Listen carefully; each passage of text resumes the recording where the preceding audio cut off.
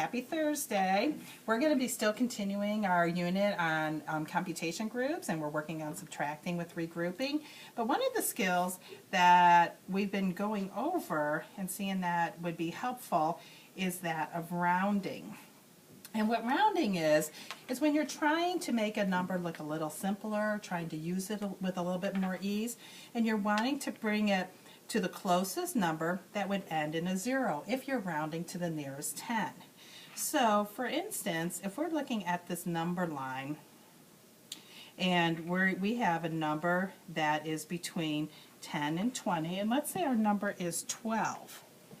Well, we want to see which is it closest to. We round it to the closest number of 10. So is 12 closer to 10 or is it closer to 20? Well, it would be closer to 10 because we see right in the middle would be 15. And with 15, if it ends in a 5 or higher, we round it up to the next number. So if we are doing with the number 40 to 50, and we're asking 46, would that be closer to 50 or to 40? Well, you can kind of see if this was all on a number line, just looking at it, 46 is closest to 50.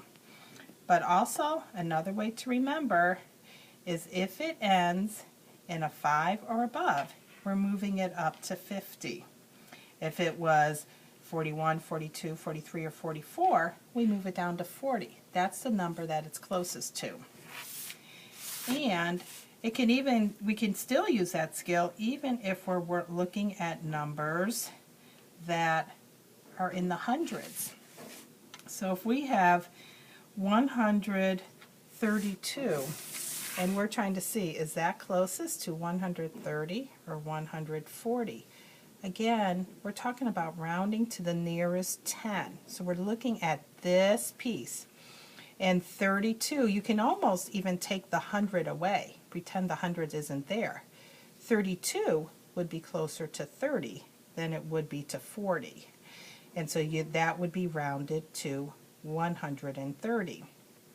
So when we're rounding to the nearest 10, again, we're looking at the tens place, and it's going to be ending in a 0, and we're looking at which one it would go with in between.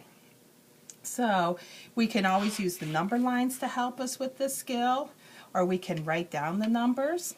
And tomorrow when you come in, we're going to be working on a sheet where you're going to have several numbers and you're going to decide which number is it closest to.